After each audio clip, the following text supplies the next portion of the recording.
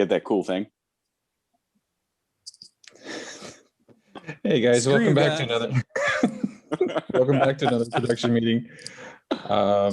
Gang's all here. How's everybody this week?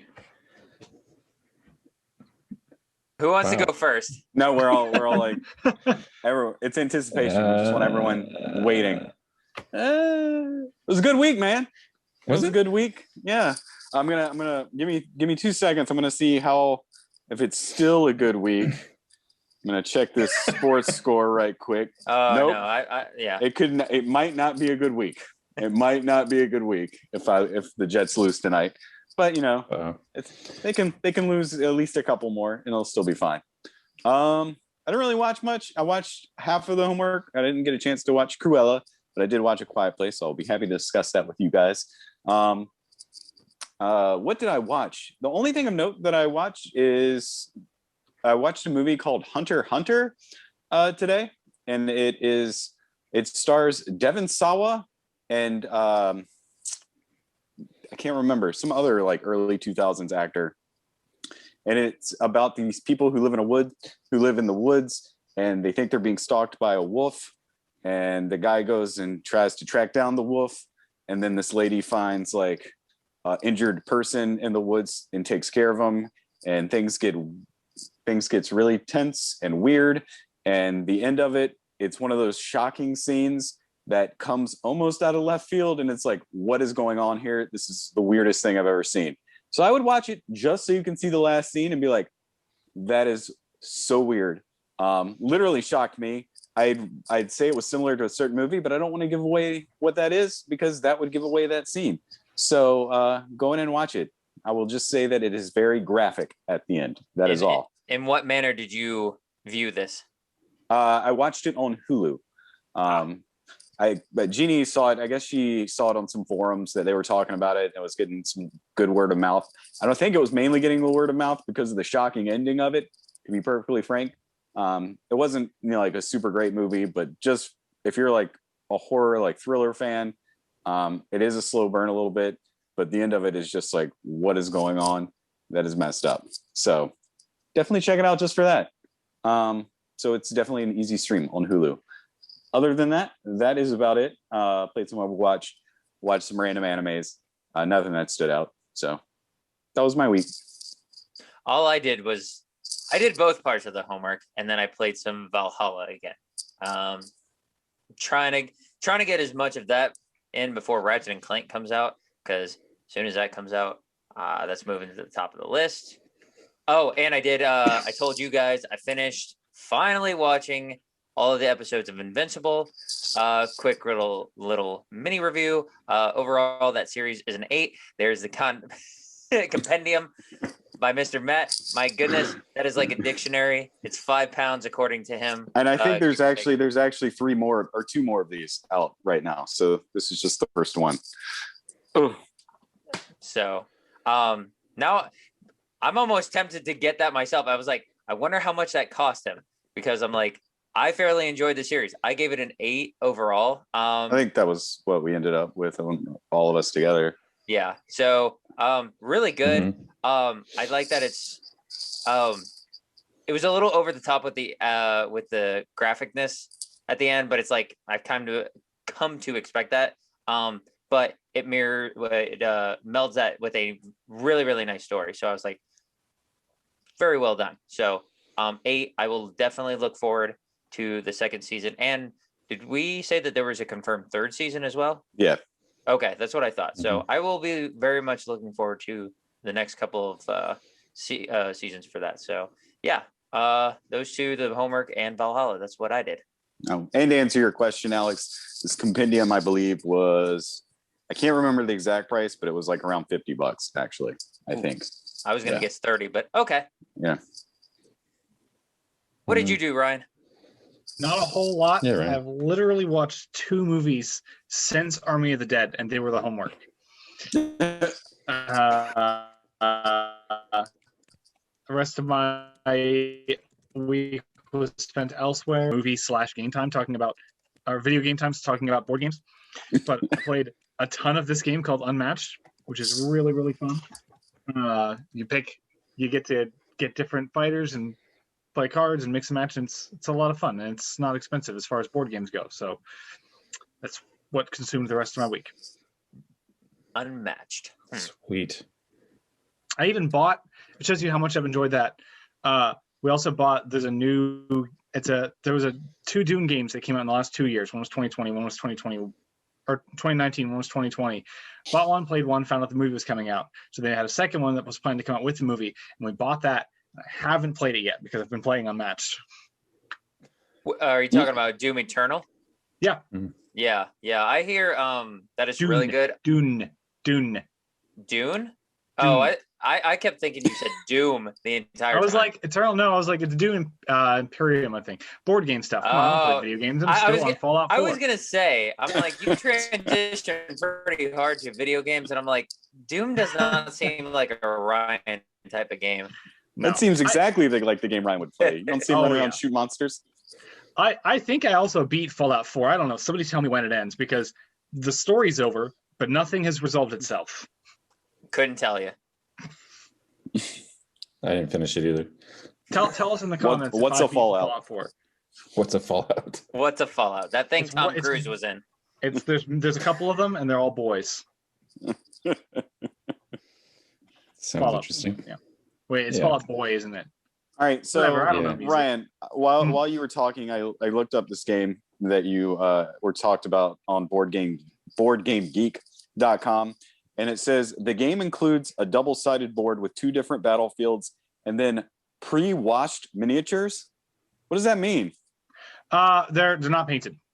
I was like, do board games come with dirty miniatures? Yeah. Like, man, we didn't wash these. No, they're not painted. Oh, okay. Because they say it because a lot of people, especially on Board Game Geek, will post pictures of their miniatures after they painted them. Oh, okay. So they don't want you to think you're going to get a Bruce Lee in color. I kind of like it. They each have their own little color rings on them. I like it. It's easier to keep track of them when they're all one color. Good deal. Cool. All right. Well, while you guys were doing that, I had a bunch of movies to watch this week. Going through my classes. So I had to watch Dracula and Frankenstein from 1931. Awesome. I liked Frankenstein more than I did Dracula. Dracula was a little pacey. Like, it just didn't really flow very well. But I loved Frankenstein. I think James Whale, amazing job with that movie. I watched The Visitor with Richard Jenkins. He was nominated for an Oscar for this movie. I didn't even hear of it until I had to take this class. It was a good movie. It's about a guy that kind of meets this Muslim couple that's like subletting his apartment or squatting in his apartment or something, and he just kind of starts to learn their culture and stuff like that. And it's a very good movie. I think it's directed by Tom McCarthy, who did Spotlight. Watched Lion. That was a good movie. And then I watched Cat People and Invasion of the Body Snatchers. Wait, which Invasion of the Body Snatchers? 56. Okay. So you've got 4 options, right? Yeah, it's like something like that. Yeah. Original recipe, Invasion of the Body Snatchers. Yeah. Wait, was Cat People part of your curriculum? Mm-hmm. That's weird. All right. Yeah. I guess there's certain aspects of Val Lawton, that the producer of these movies, that like the jump scares and certain angles and stuff like that he wanted in his movies for RKO. So it was a good movie. It was a little weird. It was a good movie. Mm-hmm. Yeah, that was it. You guys got anything else? Are you guys ready for the news? Give us the news. The news time. I'm ready to hear about a bunch of new projects that I'm so excited for. I got one in here that you should be excited for. Okay, I'm holding my breath. Well, first, some gaming news. God of War has been delayed till 2022. God of War Ragnarok. We just talked about this last week. I feel like I even mentioned it was going to be delayed. Probably. Nothing screamed that it was coming out this year. And I keep harassing Alex about the fact that it's probably not going to come out till next December. Yeah, no, nothing about it surprises me. Sony knows it's a huge franchise. I think the majority of online PS4, if you go top 10 PS4 games, God of War is gonna be one, if top two, if not number one on the majority of them. So they really want to make sure that they get this next one out on the right step. And I agree. And I think there's some other stuff slated for the end of this year that will take up at least most of our time going into next year. So it's fine with me. Like, am I happy about it? No, because I want the game, but at the same time, I'm like, I kind of expected this delay, especially since we've heard nothing like other than we're making it to this point, and we're coming up on like the E3 conferences, and the fact that we've heard next to nothing about it just kind of didn't surprise me about it. But you know, it is what it is. I'm disgruntled, but at the same time, I also want it to be handled well. So it's fine. Well, they also probably want to wait for everyone to have a PS5 too, and Correct. that's probably not going to happen until the end of 2022. Yeah. Probably. So you think you put that in to the mix, and yeah, I agree with that. So but they also said that it's going to come out on the PS4 too. So, but They did confirm that. Boo. At least Santa Monica did. Yay. More gaming news. Far Cry 6 drops the trailer and a release date of October 7th. Cool. I guess, are we playing? I probably play this. Were you guys going to play this? I know Ryan's going to love this game. I was thinking about getting I think one of the last ones was Primal, but I never jumped into it. But Ryan might have more to say. Do you want Primal? Because I'll send it to you. Yes and no, because I know I'm not gonna play it for a while. So I mean, if you want it, like if you need it back in a certain time, no. But if you don't mind having it, you know, not in your household for a while. Obviously, Ryan can't wait to start playing it again. First and last Far Cry game I'll play. No, I'm sure it's the worst one. I've heard it's the worst one, and it was free. But it's all yours. So that gets Ryan's hopes up for what is it? 6? That's the 6. upcoming. Yeah. Yeah. I don't know. This is one of those. What was the game that Kevin Spacey? And I'm literally making like a Kevin Spacey reference because I remember him being a part of it. Was it was either like New Vegas or where who's the guy who I never remember his name. He's the guy who is Moff Gideon and Gus Fring in Breaking Bad. Who's the name of the actor? Esposito. Yes, yeah, because he's. I know his last name. Yeah, he's being like attached to this, even though I don't think he's like really in it, but he is in it. So sometimes those games make me wary of like the actual content of the game. And I heard that Kevin Spacey one was okay, whichever game that was. So it like makes me hesitant to be. Oh man, this game's gonna be so good, even though I mean it looks good, but will it actually be good? Who knows? So the Kevin Spacey game was one of the Call of Duty games. Call of like Duty. I think it was Advanced Warfare. Okay. It was okay. Yeah. But I think like Esposito is supposed to be like the villain of this game. Oh, I didn't know. Because I've never played any of the Far Cry games. I mean, and then you got Keanu Reeves, who is attached to that wonderfully made Cyberpunk that I've totally played more than that once. I don't think they've come out with another patch for that in like a month.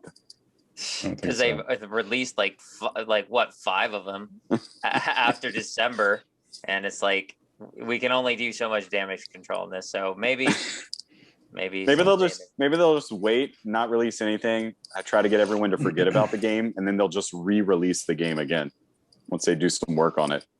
Man, not to go back into that game, but what an absolute nightmare of a launch. I think there might be another worse game than that, but it's hard to think of one right now where this game was in development for like 10 years and they still weren't ready. And it released, and it was just a jumbled mess where they were letting people keep the game and giving refunds. And they're just like, so it just goes to show that, attaching a big celebrity doesn't always work out. Except for Keanu. He got his money.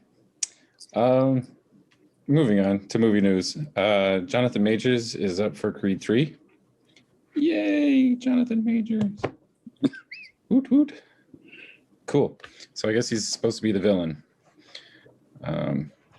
This guy is getting a lot of attention since Lovecraft Country, and he should. He should. He's a good actor.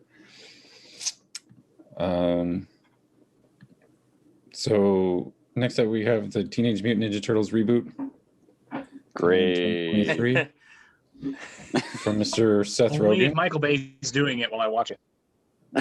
Wait, did you say from Seth Rogen? Yes. That makes no sense. We're gonna see the Teenage Mutant Ninja Turtles be high now. Well, they are green. So. Yeah. I thought we just got this. Like, didn't we just get one? I've said this 2 years. before. They reboot this franchise every like 2 to 3 years. Did this? They're like, here's a new show. Here's another new show. Here's a movie. Here's a new show. Here's a movie. Here's a show. Yeah, this is what we get. Yeah, we've had 7 movies, Yeah. Lord. mainstream ones. I'm sure there's other animated ones. Can we bring back the suits, please? I need a live action Teenage Mutant Ninja Turtles movie. Not any of the CGI crap. Well, unfortunately, this one is going to be CG. So Ugh. Get one thing and it can't even do it right. How is You think this would be the guy who grew up with the old school ones? That's what he'd want to bring back, but no. Yeah. In what way is Seth Rogen attached to this? Is he? He's gonna play Splinter. Apparently, I think he's writing and like producing this. I guess. I don't know why. Like you said, like when I think of Teenage Mutant Ninja Turtles, I definitely don't think of Seth Rogen. It sounds like he has some clout from Invincible now, and he's like, "What's the one thing that I want to do?" And he's probably like, "I really want to make my own TMNT show," and so that's what he wants to do. Well, yeah.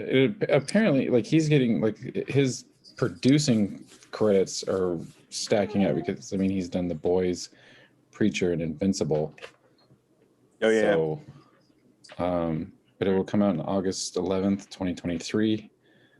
And I'm not sure if like, is he producing this? Be produced by him. It sounds like he's writing, directing, and animating also if it's coming out in 3 years or 2 years. Right. Yeah, I don't know, man. This is like a combination of like peanut butter and tuna fish, man. This is weird. Seth Rogen. Don't knock it until you try it, man. Yeah, no, I'm good. No, but I do agree. Yeah, that clout. Yeah, it's getting to him, man. I'm gonna show up next week with a peanut butter and tuna fish sandwich. Like, hey, Alex, check this out. Better. It's gross. You heard that, everybody. Tune in next week, and Matt's gonna eat a tuna fish and peanut butter sandwich. when Matt's gonna vomit on camera. we may or may not have just found our new name. Go for it. Peanut butter and tuna fish. It sounds like a really bad morning show on like the radio. Yeah, it does. Hey man, I'm peanut butter. This is tuna fish.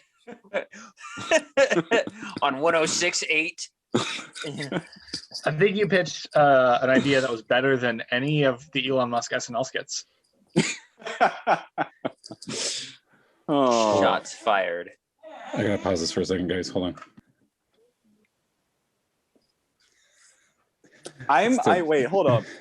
We just paused everybody, and the first time we started recording, they're like, "Here, I need your consent to be recorded." This time, she doesn't ask for consent. She's like, "Recording in progress." She just What is takes. up with? She just takes. You answer. You tell her yes that one time. It's yes the entire time. The entire time. I don't know how I feel All the about that. time. All the time. So anyway, moving on. From the ominous voice that is above us. Yeah. So I'm going to try and pronounce this right. So Danai Guriria, I think that's how you pronounce her name. Okoye is returning to the Wakanda series and Black Panther 2. Yay! I hate to tell you this, Clint, but I'm pretty sure you glitched out while you were trying to say that name, so you have to try it again. Yeah, I know. I didn't want to be the guy to say that either, because I was like, I didn't know if it was just me. So You're gonna Danai watch this back and Guriria. find out he's lying just so you'll say it again. There you go. This I is know. when I go, I'm sorry, Clint. You actually glitched out a second time. I need you to say it again. And that's when you just see the floating across the screen. Well, Just to write it down on a sheet of paper and just hold it up. There you go. This person. Well, what's funny is it's recording to my computer, so I'm not glitching. So yeah, I'm not saying that a second time, Oh, a third time. Yeah. better than us, I see. So she's returning for Black Panther 2 in the Wakanda series. So yay. Yay. Yay. Yay. Boo. The yays have it. Yeah. Sure. Yeah. I like her character, but anyway. Speaking of Marvel, Oscar Isaac has been officially confirmed as Moon Knight. Yay. Like Like when? we've been learning. Hold on. When was this confirmed date? Like when did that happen? Because I thought we'd known this for a while. Like, Well, the confirmed date was like a couple days ago. okay, Like okay. we've so known about this for a while, but I think he just tweeted out like an Instagram of him like, hey, I'm this character. yeah, like I'm this character, Yeah. Mhm. and then like pictures all over in the background of the character. Mhm. I am thinking that's pretty well casted. So I know nothing about the character, but I'm like, from what I've looked up recently, I'm like, all right, I'm down. I like Oscar Isaac, but and I also like Poe is legitimately one of the better characters in the Star Wars, the recent trilogy. So I'm like, bring it on, man. Come on, Isaac, let's do it. Bring on Moon Knight. All right. Is he one of the better characters because he's good, or is he one of the better characters because everyone else sucks? Mixed bag. He's good, but it also helps that not everybody else is really great. On a side note, Moon Knight is actually going to be in one of the Unmatched sets coming out in July. This podcast sponsored by. Yeah, right. Fun fact: Is it Oscar Isaac though? I probably not. Can you Oh. paint it to look like Oscar Probably. Isaac? You knock yourself out. Just make sure it comes clean or whatever. Just a reminder that all those figurines are pre-washed. Oh, wash. That was it. I was like, I couldn't remember the term. Wow. Anyway, so M. Night Shyamalan has a new movie out. Old. What's the twist? They're all old. Oh. Trailer's dropped. You guys seen the trailer? Wait, what's the movie called again? Old. Like just that one word, old. So the twist is they're all young. So apparently they get stuck on this beach, and the longer that they're on this beach, the more that they age. Ah, It's so really like about sand that hates humanity. so Wait, kind of like normal life. Pretty much. The more Wait, you're- is it the longer they're on there, the rate at which they grow old becomes faster? Is that what my understanding is? Okay. Yeah. Huh. I don't know, man. I don't trust Shyamalan anymore, because everything, like that universe that he tried to create with Unbreakable and Glass, Split is easily the best of those movies, but the other, now an Unbreakable I remember liking, but the end just kind of just happens. It just, that's it. And then Glass, I think, had a good first 2/3, and then that final act sucked so much. Oh, which twist am I gonna put? I'm gonna put all of them. I'm gonna put every single one of them, and they all stunk. So, and then he's produced. I tried watching, what was that one on Apple TV? That series, Servants. Servant, yeah. Yeah, I don't know. I don't think that's necessarily him. You know, he's got his name attached to it, but I'm just like, all right, somebody else be a guinea pig in this, and you go watch Old, and I'll be like, I'll follow suit if it's any good. Well, here's the thing, Alex. I don't think you're actually supposed to trust him because you're right. Some of his stuff does not hit at all. Yeah. And some of it, yeah, it's only good Hey. for one view. I think Last Airbender is pretty potent. Stop. We're done. I'm sorry, Ryan, you were glitching. I need you to say that again. I said The Happening's great. Oh, okay. That's what I thought you said. Yeah. Hey, Ryan, are you going to Happening? Shut up. No, what's happening? Not much, man. What's happening with you? Man, it smells like up dog in here. I will. Full disclosure, I absolutely own The Happening. It's in my So Bad It's Good section, and it is one of the only So Bad It's Good movies that I can just consistently rewatch. It Hold just on. gets worse and worse every time. I think that's the movie that Mark Wahlberg learned he was a comedic actor. What? No. I have a question for Ryan. Now that you've brought that collection into our, that we know its existence. Oh, we've known it's existed. But what is the top? It's so bad it's good in that section that you can think of. You can't put him on the spot like that. He's going to make a list. I wanted to say that was it, but I'm sure there are others that top it. It's all M. Night Shyamalan. I mean, I think The Happening has a good chance for that. Yeah. Happening, The Wicker Man, Battlefield Earth. Oh, yeah. Okay. It's those three, I think. I think those are the big ones. I want to pitch something more obscure as a So Bad It's Good movie, but so many of them fall on the line of either so bad it's unwatchable, but it's so bad it's good once. Norm of the North is definitely so bad it's good, but if you watch it twice, you'll die. And I feel like that should be on the like on the movie. Norm of the your North. brain will just give up. You And then watch it twice, you'll die.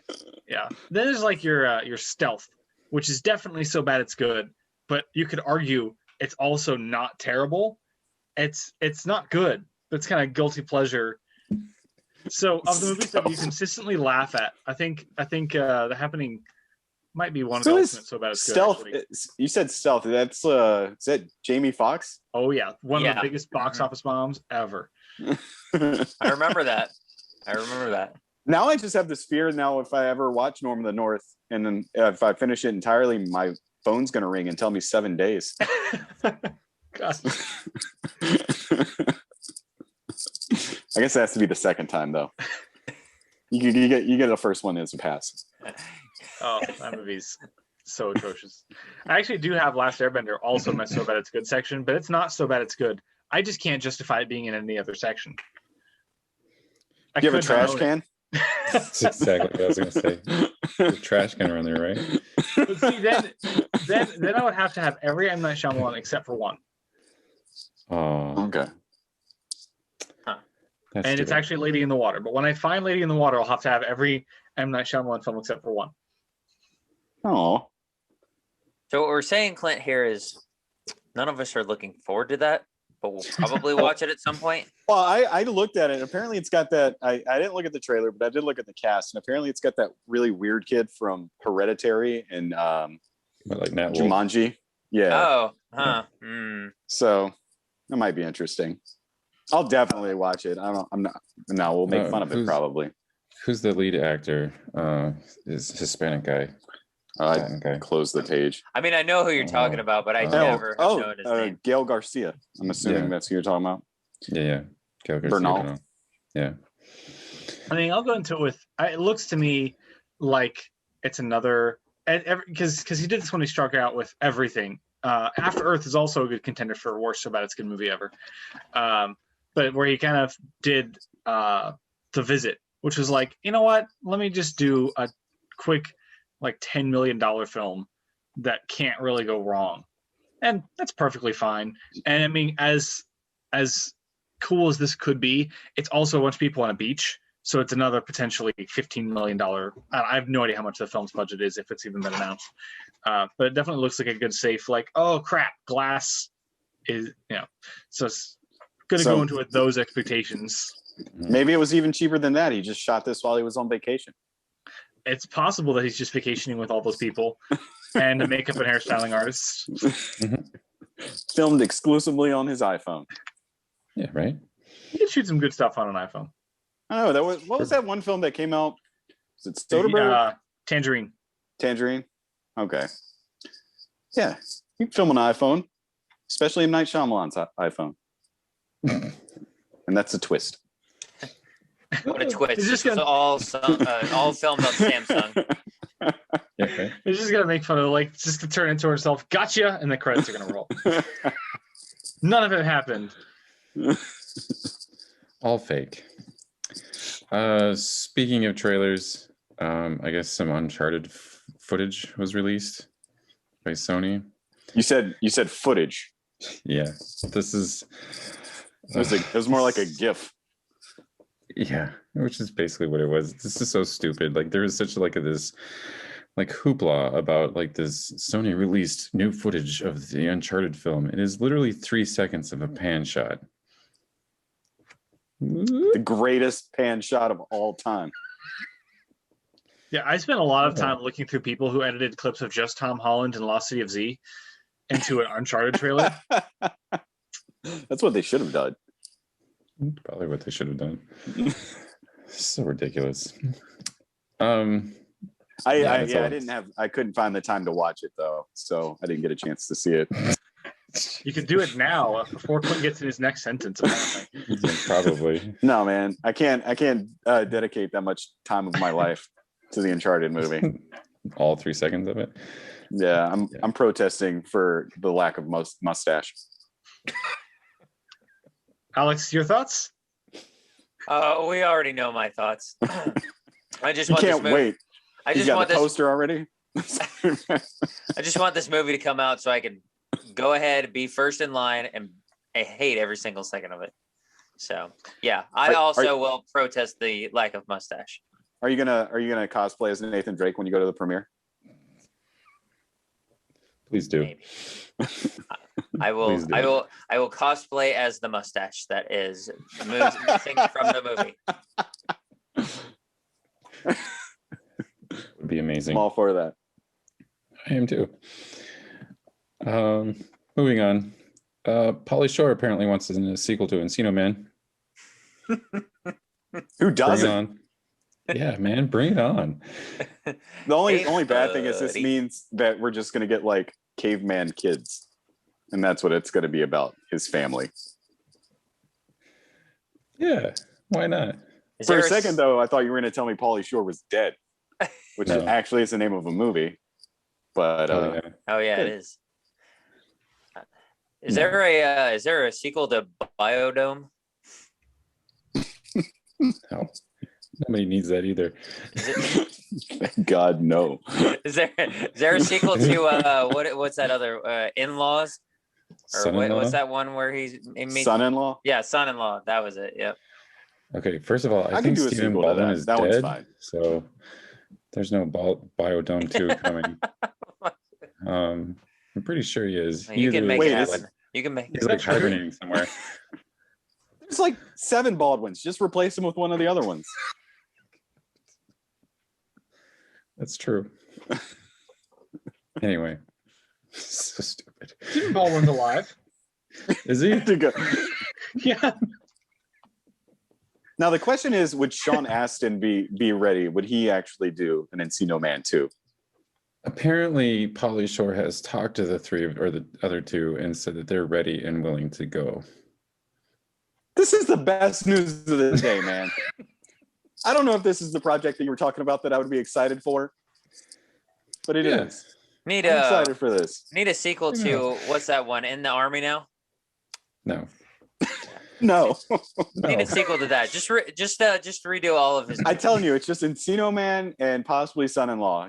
And the next one you're going to say is In the Army Now, and we don't need a sequel. To I'm that. just thinking of any Pauly Shore movie I can. Those were it. Yeah, that's about it. That's all of them. Yeah. Pretty much. On a goof troop. Well, yeah, We got a Goofy movie 2 already. All right. Yeah. Let's get a live Buddy. action Goofy movie. oh god, Interesting. no. Or terrifying. Alright. We'll find out. Yeah, terrifying. Moving on. So apparently Emma Stone has denied that she's a part of No Way Home. Spider-Man No Way Home. I believe that. She's too busy. She's very busy. She's a very busy actress.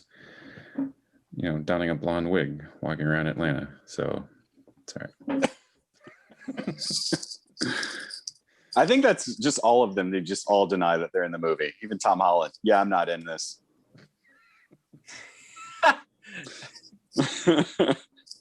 Not in it, man. It would have been nice if that were the case and we had just gone into it blind. Yeah. Yeah, they ask him about Spider-Man in an interview, and he just redirects it to Uncharted. No, Like, you're yeah, in that man. because we've seen the 3 seconds of it. Yeah, all those seconds. Wow. So, going along with the Spider-Man No Way Home, there is a rumor that the title is meaning for the villains. Apparently, that the villains that they're taking out of their timelines or multiverse or whatever, and that Willem Dafoe is returning as Green Goblin, and that they can't get home. Yay! That's interesting. Yeah, I'm with Ryan on this. I want to know nothing. Yeah. I also want to know as little as possible. I'm going to be looking at the trailer like this when it comes out. Just barely glance. Do you have something biologically built in to do that for you? Nope. This is the way to do it, man. So you just hear everything. You just hear all the words, but you don't see anything. No, I'm going to be use like those this. hands Yeah. Do this, and then just And squint a little bit so I can see just a little bit of what's on screen. You just Title hear card. all the dialogue in there, and just somebody randomly goes, "I'm Willem Dafoe." Yeah. It's just going to be like a Green Goblin laugh right at the end of it. That's it. For real, though. All right. So, one of the most anticipated movies of this year, or the most anticipated movie of this year, Spider-Man. Like, do they really need trailers? Like, No. Honestly, is somebody like, oh man, I didn't know that movie was coming out, or I didn't know if I was going to see it, but I'm going to go see that now. You're going to see it anyway. You're not changing anyone's mind. So if you need a trailer, just do like the most teaserous of teaser trailer that says Spider-Man, maybe him swinging across the thing, and then have the date. The end. Yeah. You know what's really funny too? It's kind of odd, but the evolution of the Spider-Man movie so far. Homecoming had its first trailer and it was good, and then I'm sure they had another because Sony likes doing at least 3. And I remember the third trailer was just beat for beat everything that happens in the movie, which was really annoying. But then Far From Home came out, and I mean, those of us who knew the twist, Mhm. but the trailer didn't give it away, which was really nice that we could go into it and just kind of pretend to be ignorant to what was happening in it. So I'm hoping that they kind of are taking this in a step in the right direction and being like, hey, now that we've got the first one actually out, we'll treat our audiences like they don't need to know anything. Hopefully. I don't know. But apparently movie theaters have the trailer already. To be fair, I didn't look. I don't know. So Neither did Wait, you have the ability? I mean, I can't do it now on here. I guess I could have I went there earlier today, but I didn't go upstairs. Oh yeah, I did. Yeah, I just forgot to look. Sorry, guys. That's all right. Totally not the Spider-Man trailer. 1 version A. Has been downloaded. Okay, so any more news? Anything else? Man, I didn't realize that was the end. You That left. was the end. There's nothing really else interesting this week. I'll be the judge of that. I'm Yeah, sure the movies there's- were pretty interesting. Never mind. I can't be the judge of that. This is not cooperating with me. Oh, here we go. Let's see. Scrolling.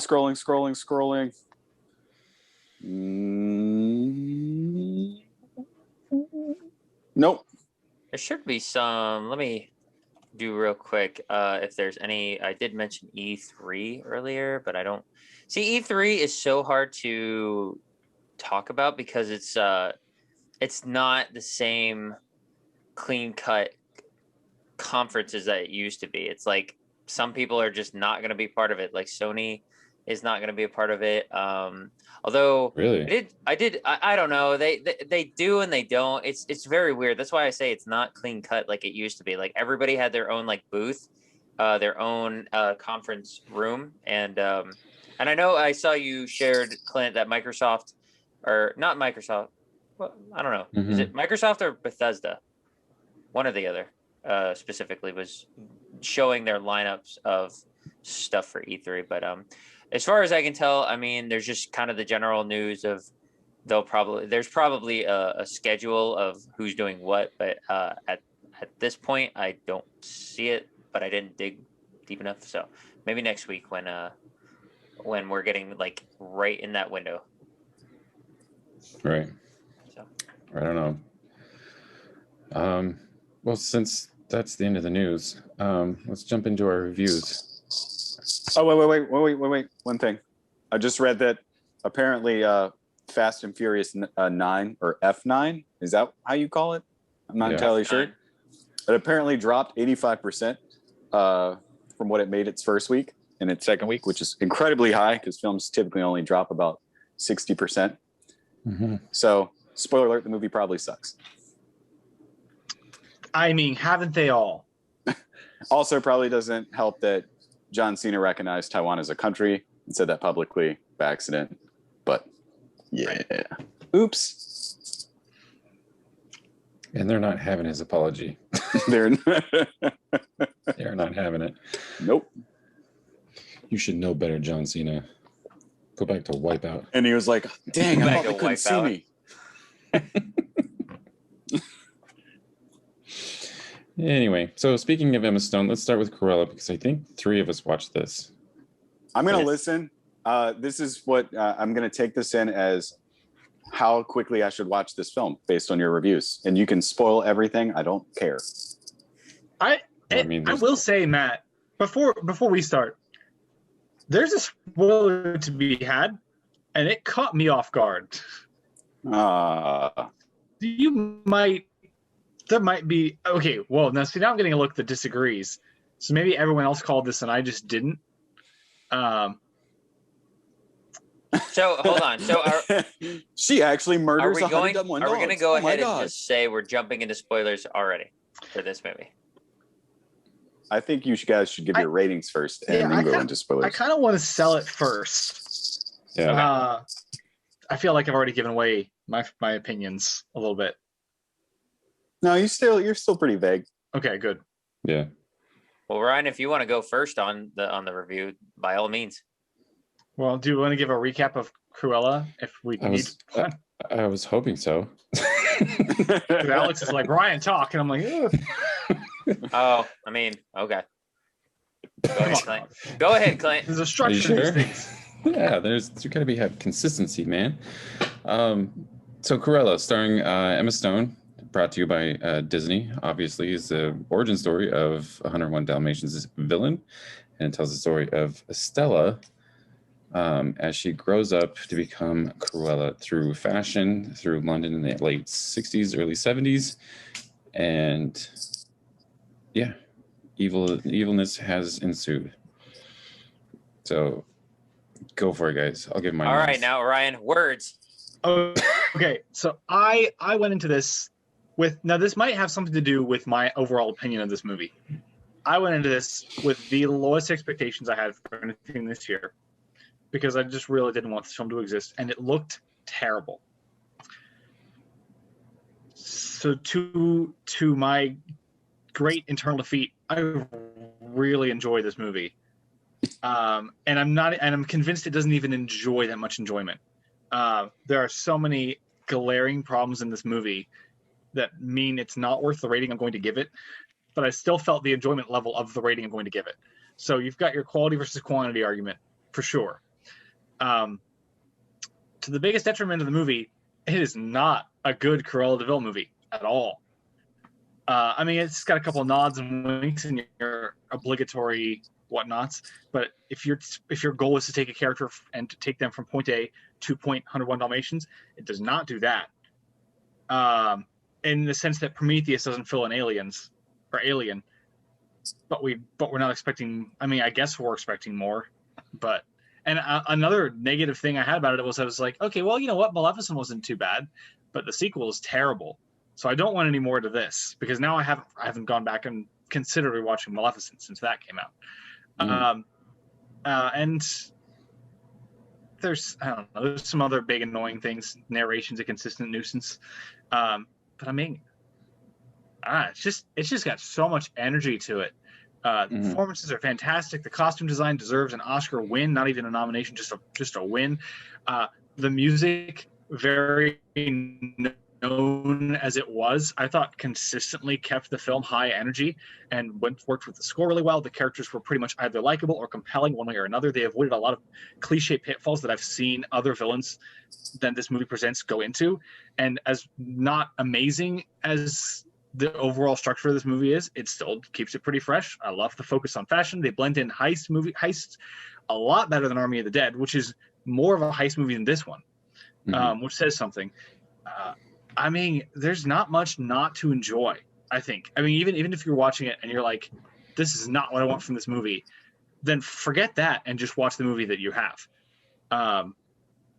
So, I mean, we can go, I'll probably have more to say later, but I don't know. I got such a kick out of it, and I wasn't convinced how much I was liking it until the movie caught me off guard at the end of its second act, because I don't really want to say why, but it does a thing that I just for some reason hadn't even occurred to me. So yeah, I gave it a 7 out of 10, and I know it doesn't deserve it. It deserves a 6, and I'm going to go on record saying it deserves. It is a solid 6 movie.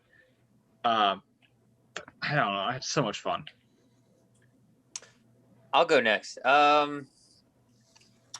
I see what you're saying on some things, and then like this doesn't like set up like, okay, at the end, okay, it's gonna do like how what was that one Star Wars Rogue One did with New Hope. It doesn't like perfectly go, oh man, that's how she got there. No, I agree where it doesn't do that, but it does like, it's like, okay, we've kind of sort of round peg square hole these characters into that, segueing them into the original movie of Dalmatians, but I didn't think it was totally bad. I was just like, okay, I see.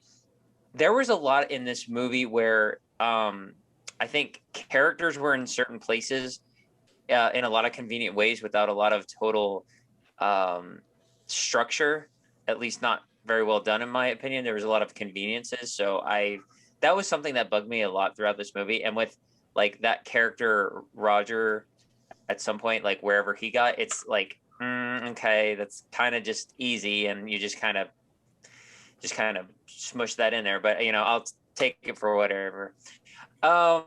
This movie is, again, there are enjoyable moments. I think Emma Stone carries this pretty far. I think she carried it as best as she could. And her performance was really, really well. I think for actresses and actors to take on this kind of role that's fairly iconic, being one of Disney's most beloved movies, and take on the Cruella role and make it her own, but not make it so obvious that it's her playing it, I think is a bravo thing. At moments I forgot that it was Emma Stone playing her, and I was like, okay, see, that's really good because you're more immersing me into the character and not you playing the character. So she did really, really well. And it was not over the top acting. It's more like what you're doing is fitting to the style of the character. And I really, really, yeah, I can't say enough of how well she performed in this. So she easily was best. The rest of the cast, other than the Baroness, I thought the Baroness was very well cast. She was perfect as kind of, I guess she's the main villain. I mean, but then the rest is just kind of ho-hum. Like, what is it? Horace, Jasper and Horace, they're pretty meh. Like, I thought those guys are oddly casted, but that's neither here nor there. The story's decent. With these live actions, Ryan, you're very, very justified in being skeptical of its quality when you go in, because Disney has definitely made the reputation that these live actions are very, just meh in existence. It's just like you're gonna get a meh performance from the majority of them. So, and that's how I went into this. And there is fun to be had. The story's fine. It has enough pace to get you through without, you know, making it a complete bore. With that being said, this is kind of a lengthy movie. I looked at it and I think the credits start rolling at like 2 hours and 28 minutes, 27 minutes, somewhere around that. And I'm just like, that's a lot of movie. I think the whole thing's only 214. Okay. Still, it's still like, yeah. I probably could have shaved another like 20 minutes from this movie and still had the same, you know, overall outcome as far as how I liked it. You know, you could cut out all of the narration and sharpen the movie by 10 minutes. Mm-hmm. Yeah. So I'm not as big a stickler on the narration, but I see where you're coming from. And I, for the most part, agree with that. I just have to, I'm going to go on a tiny little tangent. My biggest thing with the narration is, this is not really a spoiler because it's every movie ever that does narration. We catch up with the narration and she's like standing somewhere finishing up the narration. And I'm like, have you been just standing there talking for 2 hours about your life story? Oh my gosh. Thank you for saying that. I totally forgot that. That was a really weird moment where I don't know if it's a spoiler, where she's just kind of talking and she's talking to nobody. Yeah. And it's like, that's a really, yeah. I think it's funny how when you hear the you know, out of the picture narration, and then it transitions to her being on camera actually saying the narration, and it's just like, that was a little weird, but you know, it's whatever. I was thinking of giving this like a 5.5 because the CGI also just bogged me down. I mean, you know, with these live action and, you know, CGI mixed, it's just like it was really bad at moments. Like, you know, obviously it's going to have those moments where you're like, okay, I obviously know that this isn't real. And, you know, going in, you should know that it's not real. But it's like, come on, try not to make it too obvious that these are like completely fake dogs. And what hurts it is that they'll do a transition too where she's like, real dog, cut, fake dog. Yes. Yeah. Agreed. So that takes the, you know, and if it were only a few moments here and there, I could let it slide. But there's quite a few, especially in the middle part of the movie, that just like, okay, you're making this too much of a thing. So I think it's really fair. Ryan, you said it deserves a 6. I'm giving it that 6. Saying probably go watch this once in your life. But any score you give it, I mean, if you give it like a 3, all right, I want to see what I want to hear what you say. But for the most part, any score you give it, even if it's going higher, like in the 8 realm, I think for the most part you're justified. It's just what aspect do you want to emphasize? I mean, if you really, really, really want to praise Emma Stone on her performance and make that your reason for the 8, then I would agree with you. So, I mean, she is easily not the problem. It's kind of like with Will Smith being Genie in Aladdin. I mean, he was so not the problem. It was just how good is the writing. I mean, this was passable. It's very passable. I think most of their stuff is 6 range, all the live action stuff anyway. So yeah, Cruella 6 it's not bad, but it's, you know, I would say it's a step in the right direction. I think that's pretty fair. But it's still not great, but 6. Cool. I'm gonna go off on a limb here, and I'm gonna give it like an 8. Literally, probably because of all the reasons that Ryan said. Listen, I mean, you guys, Alex, you talked about the runtime. Yeah, we probably could have shaved some time off of like her actually being like in her, like the beginning of the movie where she's in her prep school. We probably could have shaved like 5 or 10 minutes off that. We probably could have shaved like a few minutes off of like in the middle. And yes, the narration, yeah, you probably could have done without that, because like you said, once you get to the end and see like what's like the setting of where she's talking to, yeah, you're kind of like, that's weird. Like, why are you talking to this? You know what I mean? So yeah, you can probably gonna gotten rid of this. The reason why I'm gonna give it an 8 is, like I said, Ryan, you made it very good points. This movie had no business being made, none whatsoever. And I think I even thought that when they announced that this was going to be made, because it's like, why do we need this? Why do we need another villain movie that's being made into like giving these characters like these sympathies? Like, why they're villains? And the fact of the matter is that this movie doesn't do that at all. Like, she's bad from the get-go. And it just so happens that she has a reason to do the things that she does, to become that villain. You know what I mean? To see where we're at. So it's not like, I think that that's why I had like a problem with Maleficent. As much as I respect Angelina Jolie and like the whole process of Maleficent, like, if you're gonna give her like this, it's almost like this Joker effect, where it's like, if you're gonna give these villains like this sympathetic backstory and like you're gonna feel bad for them, then they're not villains to begin with. You know what I'm saying? And I think that that's why I respect this movie a lot more than I did Maleficent, because like she's like horrible from the get-go, and she tries to do good because of her mother or whatever, but it's just like, no, she's got it deep seated in there, and they don't give any excuses about it. They're just like, she's a horrible person, and this is why. Yeah, you know what I mean? Come to think of it, she doesn't even really do good things. She's just doing things against a worse person. Right. It's the lesser of two evils.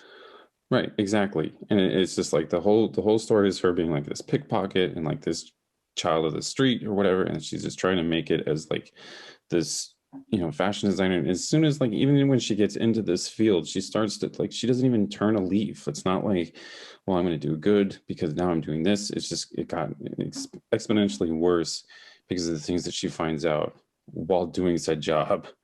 You know what I'm saying? So this movie is very stylish.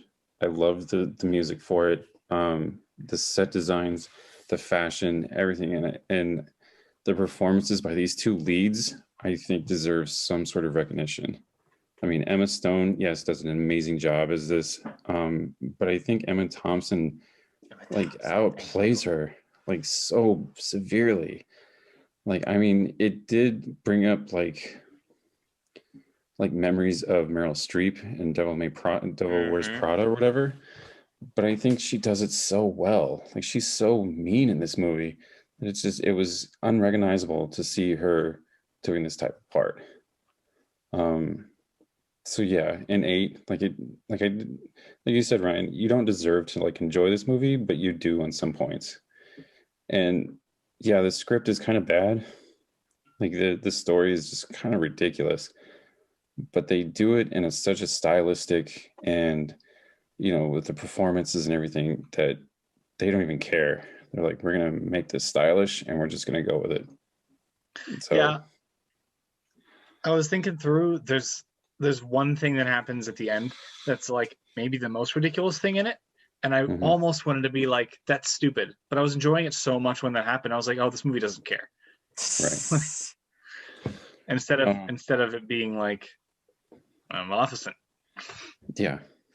And like I said, I respect the movie for what it's trying to do with Maleficent, but it's just like, I just don't like giving like sympathetic stories to these villains and like try and twist, like especially with Sleeping Beauty. It's such like an iconic tale that you're trying to like take this one character and like twist it into something sympathetic, where it's like, well, she was wrong because she's like child of the forest or whatever, and it's like, just let her be a jerk. Like, why do we need this?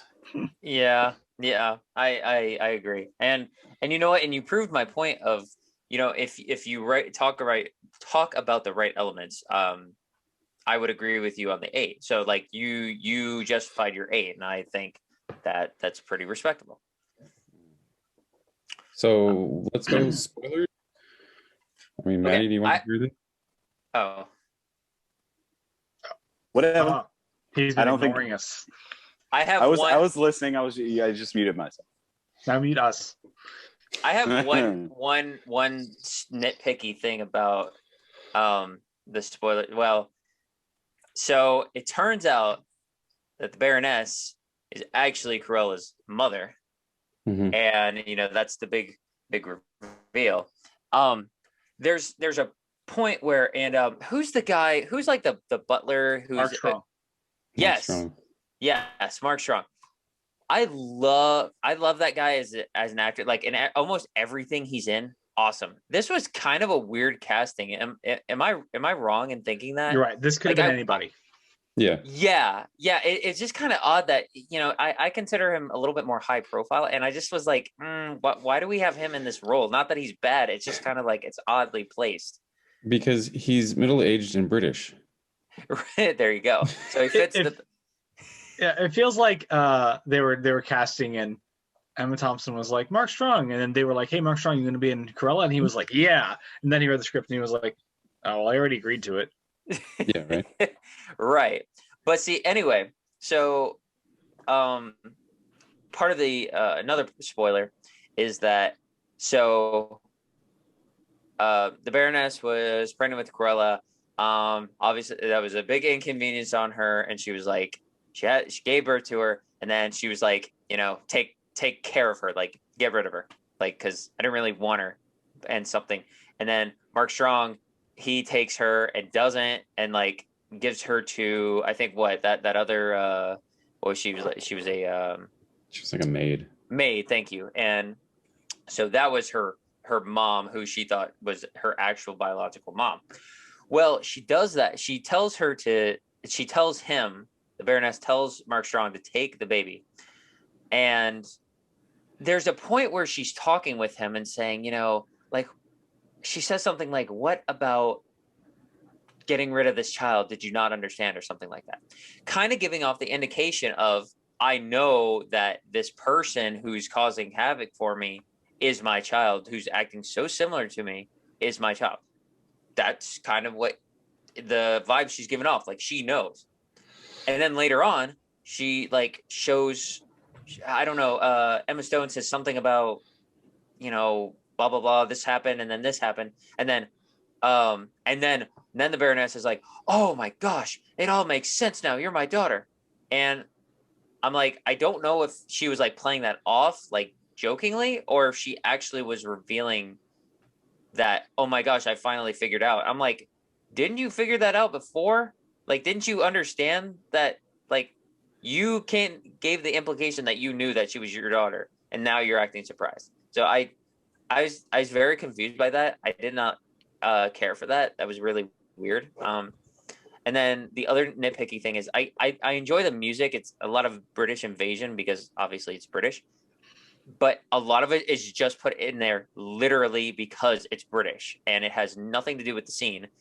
I guess this is the complete opposite of what Army of the Dead was. Like, they were just doing Las Vegas and zombie, and then this is just like, we're British. We don't really fit in the scene, but we're British. And you know what? It works a heck of a lot better than Army of the Dead. It works better, but I still nitpick about it. I don't think it does. Okay. Right. Thank you for reminding me this. I was going to go on a rant last week, but I thought that we were running longer than we actually were. Do you guys know what that song is about? Yeah. Zombie? What? No. It's about the IRA and like bombing people. It's nothing to do with zombies.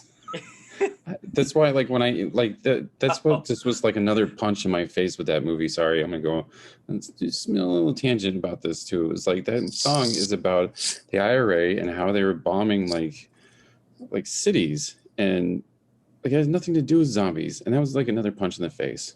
Sorry. Anyway, Matt, come on. Matt. Yeah, Have you been listening the whole time? I have been listening the whole time. Oh, okay. I'm just, I don't want to talk about that movie either. Yeah. Anyway, I thought you were going to join us, and then suddenly we were talking about last week's movie. Nope. No. You got baronesses getting rid of children? Let's put it in the movie.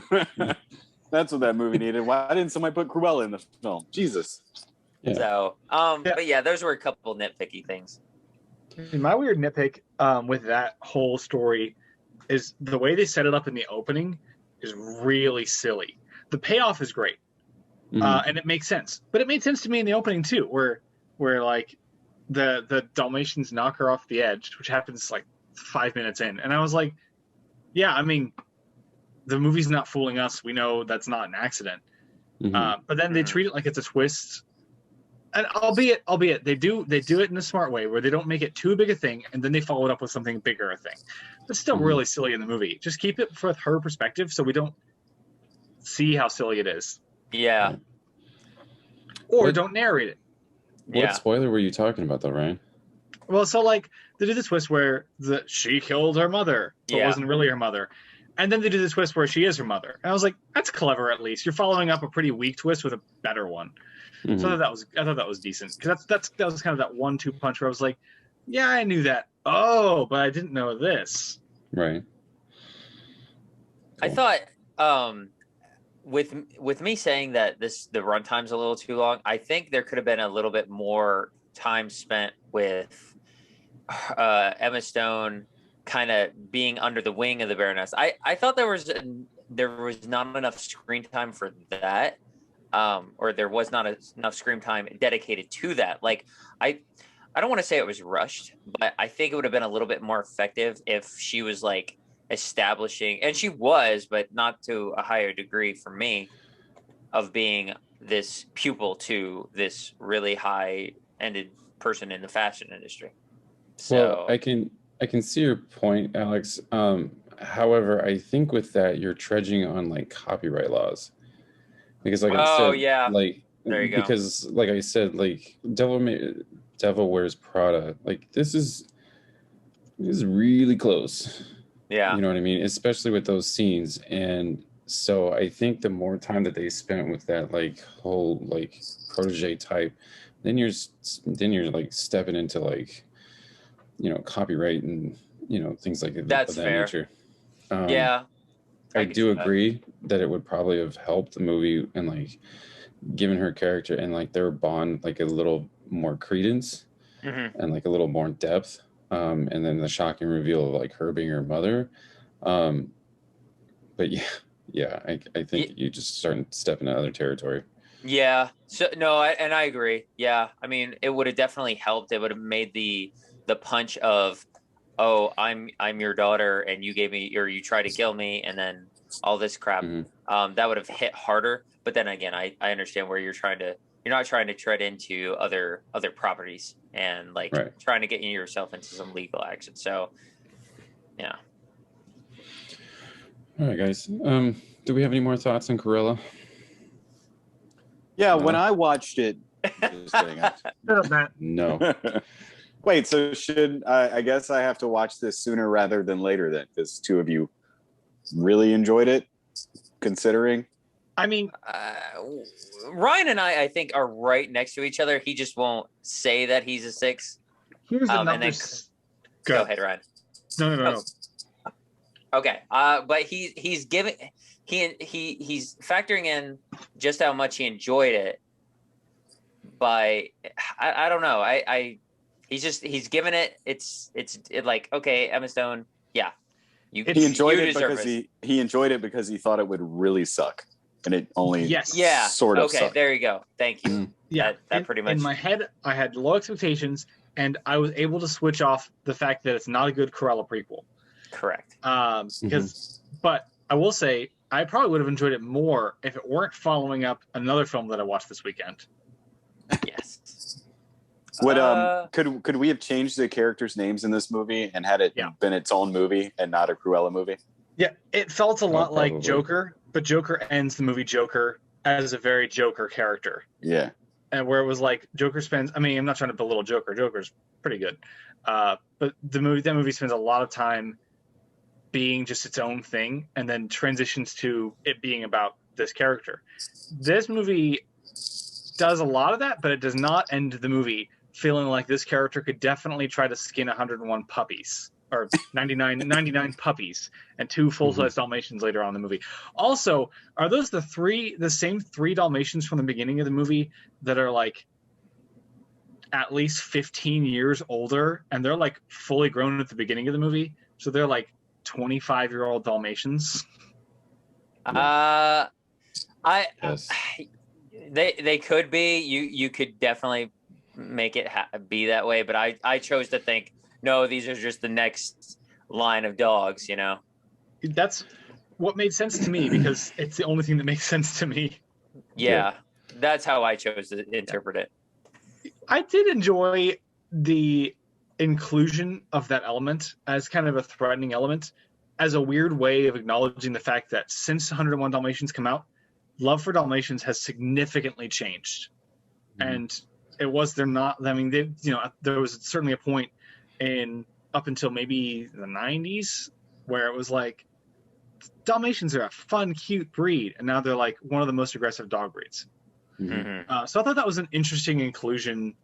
I mean, obviously it matters for the character, but it's an interesting inclusion as far as, you know, subtly bringing the fact that we're not going to glorify this breed too much. Man, the story is crap. I'm just gonna say it. It's crap. I mean, if you look at it from like a screenplay aspect, yeah, the screenplay is crap. And yeah, you're right. I mean, we could probably have Speaking of which, the screenwriter was at our theater this week. Oh yeah. I forgot you mentioned that. Yeah. Yeah. So well, that there was was like interesting. 6 of them. Well, no, she's like the main one. She's, I guess they live in the area, so they booked a theater really? to watch it. Yeah. Oh wow, cool. Anyway, Anyway, her work sucks. her work sucks. Anyway, but performance-wise, style-wise, you know, even the cinematography I thought was pretty on point. I mean, other than that, I think it's definitely worth a watch. Yeah. Now I think maybe I'll just stick with Devil Wears Prada. But you can't have Devil Wears Prada meets Joker meets Ocean's 13 all in one movie unless you watch this. But are there zombies? Zombie. I will say this: could be. not seeing the movie, I am in the same boat with Alex, where that British music is completely overpowering in that movie. Like that's all that I hear in our theater. Yeah, it's not subtle. Yeah, no, So much. I'm going to defend it just for fun. Okay. And I'm going to use a movie that I should not use to compare this at all. But I'm going to. You know how Suicide Squad has a soundtrack that is so on the nose, but it's also, because nothing fun is happening on screen, kind of carries the pacing of the movie for the first act? Yeah. It's like that for 2 hours. Okay. And Plus the someone, like, Yes score, and no. Yeah. I mean, not entirely, but like, I don't know. Even when it's annoying or overpowering, I think it's got a healthy blend in there. I think it fits. Yeah. I I would agree that it's not completely like okay, every song is like out of place, but I you know, it's not all of them. They needed to hire whoever's picking out the Umbrella Academy soundtrack. hell yeah. There you go. But I mean, even with the British invasion, like it's like those songs in it, like that's the time. I mean, that's like the aesthetic that they're going for the whole movie. So like Austin Powers. Yeah, but a lot darker.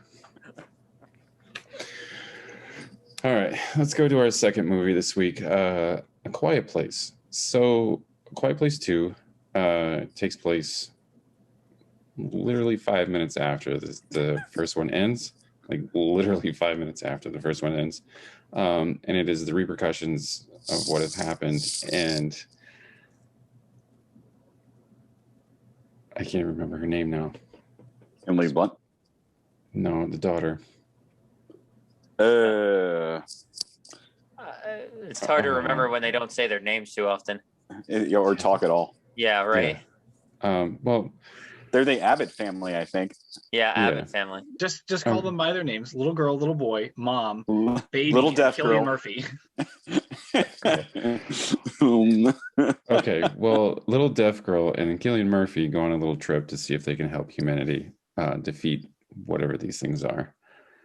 Who wants to go first on this one? Her name is her name in the movie is Reagan, but the actress is Millicent Simmons. It's a weird name, Millicent. Millicent. Millicent. Yeah. Millicent. Yep. It's awesome, by the way. I'm also going to give this like an 8 because I think that John Krasinski, he's done wonders with this, like these two movies. I think that the tension was there throughout the movie. I love the pacing of this movie because they don't linger on one story too long, and they kind of like keep going through each both stories that are running congruently with each other. And I liked how they showcased Reagan's like her story. Like we don't linger on Emily Blunt and like the two boys for very long, but they showcase like her story and like what she's capable of doing, and giving her like this kind of empowerment throughout the movie. The score was done really well. I really don't have really much to say, but I mean, because it is like he said, like this is kind of continuation of like the first story. Like this literally starts 5 minutes after the second one or the first one ends, and it's just kind of this continuance, and it is set up to be kind of like this trilogy. Alex had told me before I watched it on Tuesday that if you do like the first one, you'll definitely like this one because it has the same feels and stuff like that. But I think this has a lot more to do. Like the first one is a very self-contained story, whereas this one has a little bit more interactions going on and a little bit more world building, which was interesting. Yeah, if nobody minds, I'll go next. No, I agree with you, Clint. Yeah, I was in the 7-8 range because, like you had just mentioned, like I said, if you like the first one, you're gonna like this one. And I think the first one I was like 7.5 range, and then this one I think is a 7. Because I mean, like you said, John Krasinski has like in his really two big, directorial like big stepping stones. This is really, really a nice achievement that he's building a nice trilogy. I mean, because they've gone on record saying that they want to make a third one, and spoiler, not spoiler. I mean, this one really gives you a lead into another one. I'm just gonna say that. You are right in saying that it's a little bit more contained in the first one because and it shows that they actually didn't intend to make a second one. They just found that it was getting a lot of praise and it was making a lot of money. So they were like, let's keep going with this. This one definitely seems a little bit more fleshed out as far as environment and overall scenery. Cillian Murphy, yeah, he's a high profile name, but he's put in there nicely. It's not like obvious. It's not just kind of shoehorned in there. He blends well with the rest of the cast, and I think that was effectively done well. A lot of the elements are the same. It's just really all about survival. The score is excellent, and this is one of the bad things about having a sequel that exists. I praised the first one so much on the Foley acting and editing. Because it's just absolutely mind-blowing. The aspect of that part of the movie is just, I fell in love with that part. And because of that, I think I was more and more and more aware of it in this movie. It's still really well done. I just was more focusing on that than I should have been. And that's not fair to the movie. So it's really done well, but I was just more aware of it is the point. Performances were great. The story overall is really good, and I think a key thing about this movie is it's not Quiet Place 2, it's a Quiet Place Part 2. It's a continuation and not its own separate story. And like you said, it takes place 5 minutes basically after the first one. And it's really done well where it doesn't feel choppy and it seamlessly goes into the next one. Really nice. I like the story overall.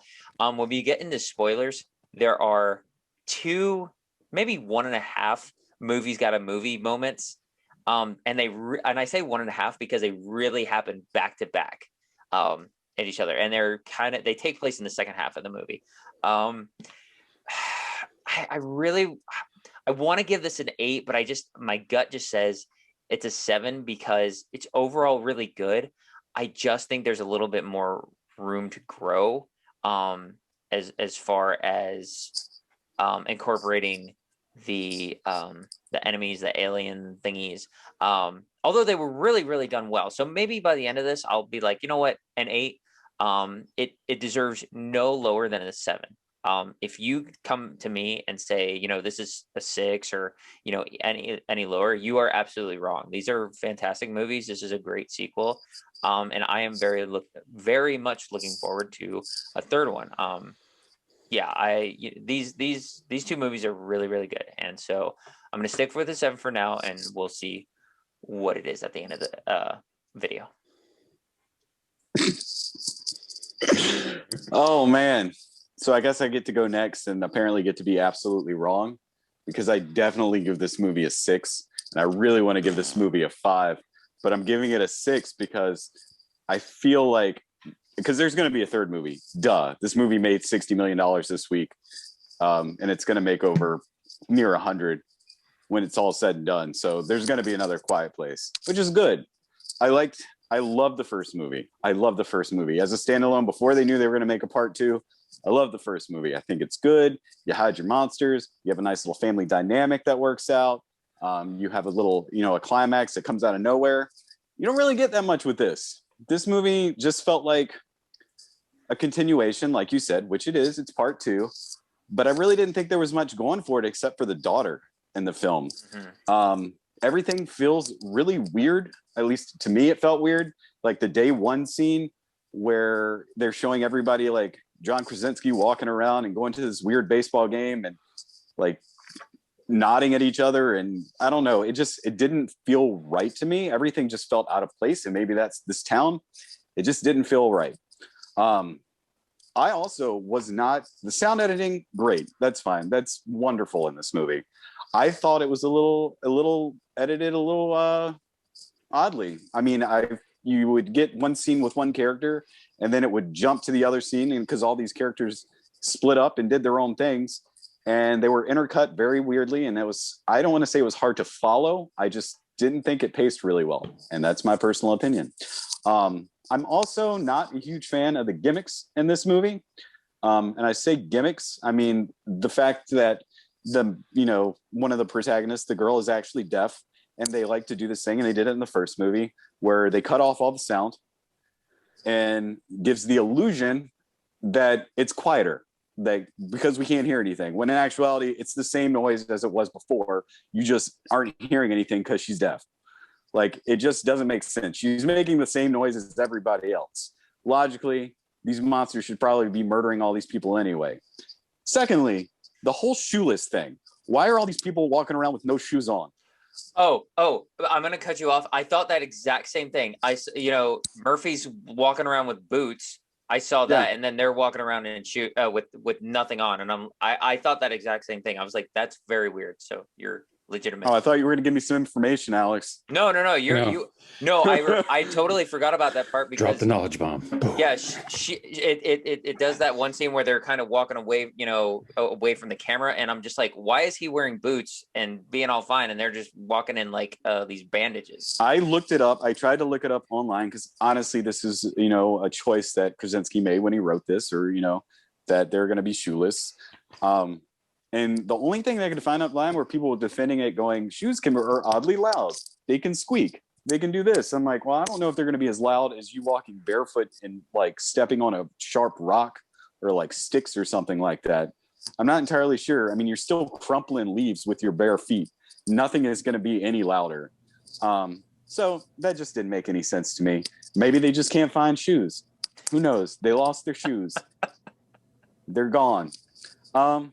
Yeah, overall, I wasn't impressed, and I really want to give it a 5, but I'm giving it a 6 just because I'm excited for the third movie, even though I wasn't a huge fan of this one, because in the end, maybe if you attach all of them together in one epically long Quiet Place saga, it'll fit more nicely together. After all, this is the middle child in this series, apparently.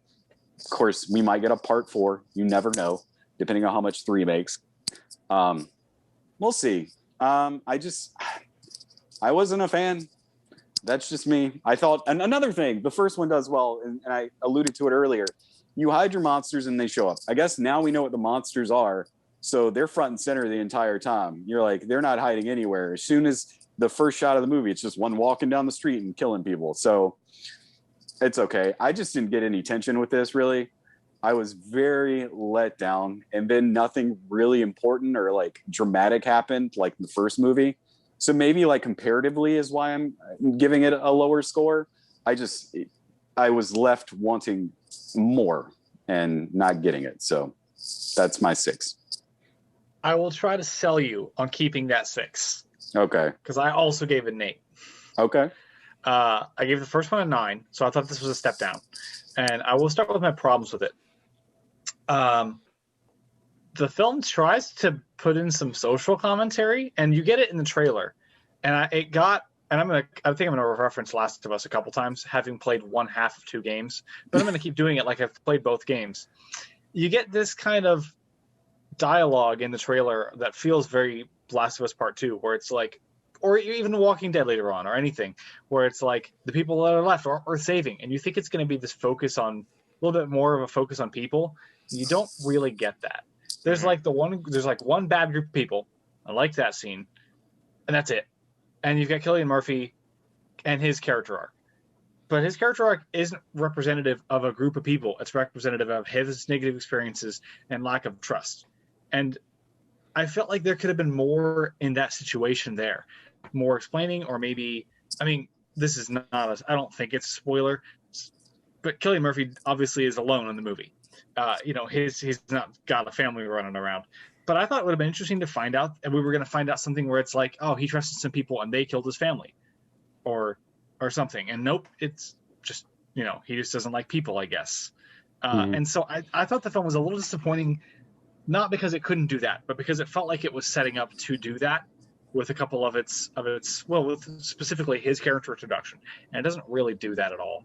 So I thought that was a little disappointing. I think if they had just not tried to set it up at all, it probably would have been better. But maybe they needed to introduce an idea that was more intriguing.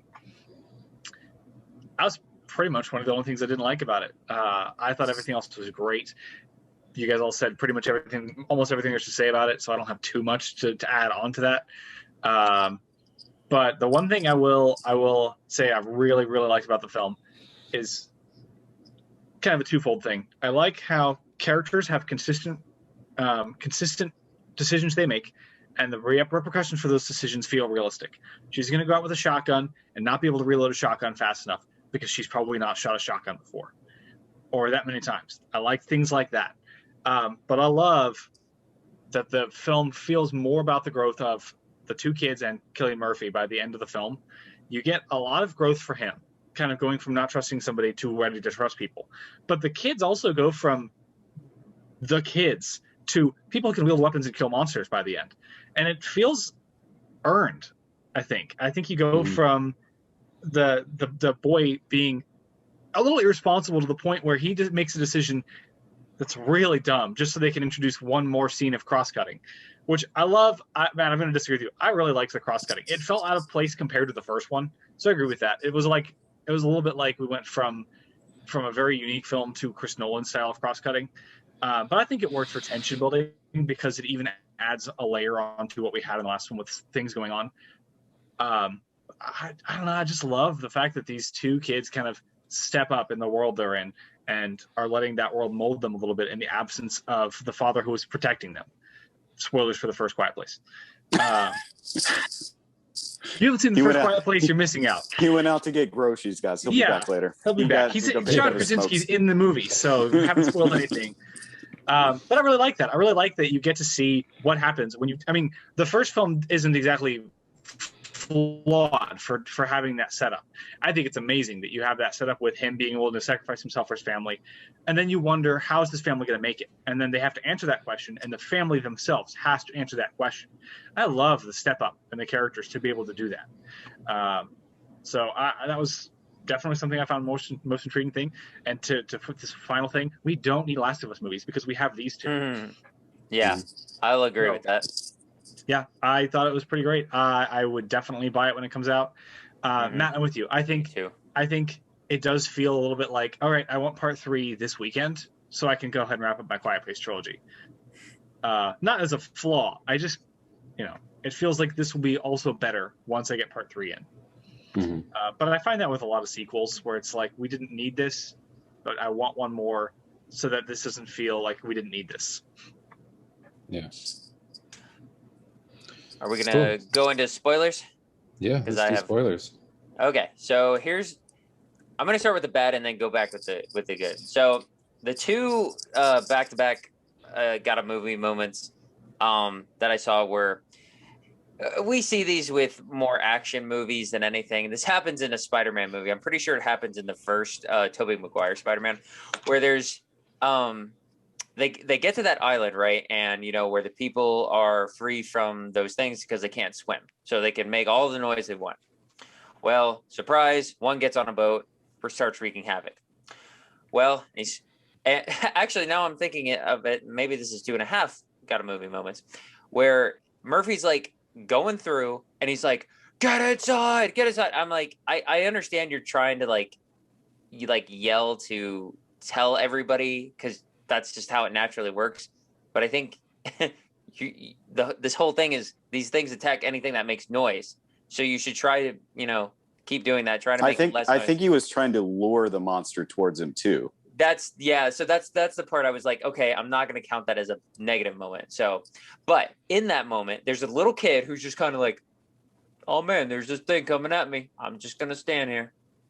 And then, so Murphy can just come up and swoop him up and, have that kind of hero moment, which is fine. It's, whatever, but I'm just like, it's kind of dumb. We've seen it so many times. Can the kid have any ounce of intelligence or natural sense of, there's a thing attacking me, I should try to move away from this thing?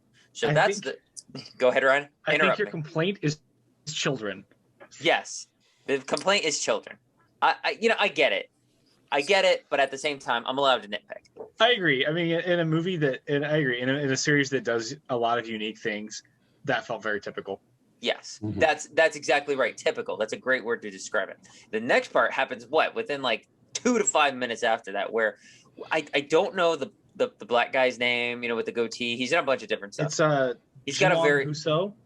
Yeah, I know I would have butchered his name even if I had it right in front of me. It's harder to look at.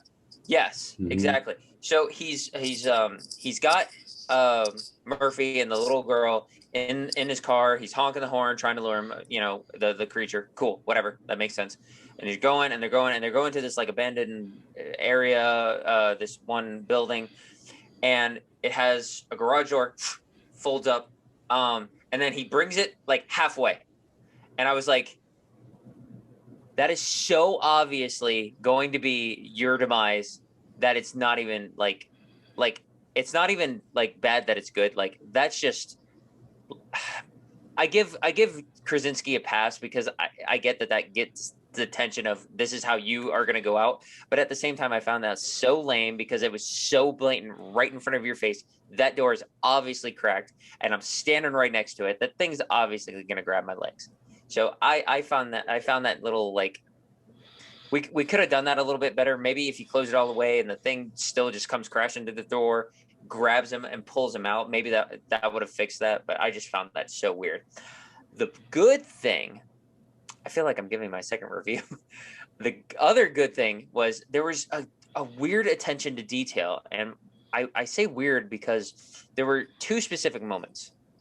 There was that area in that that factory where there's the lower part and there's a safe and or some type of vault, whatever, where they have the little latch door and they use the towel as both a sound suppressor and a means of not having it lock. And I was like, oh, that's kind of cool.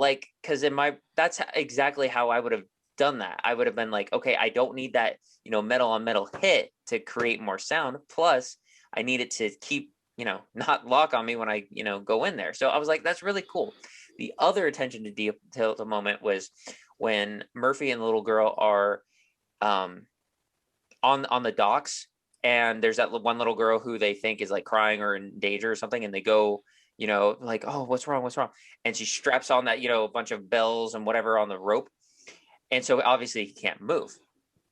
And then at some point, the creatures ensue because he starts moving and everything. Well, he falls into the water.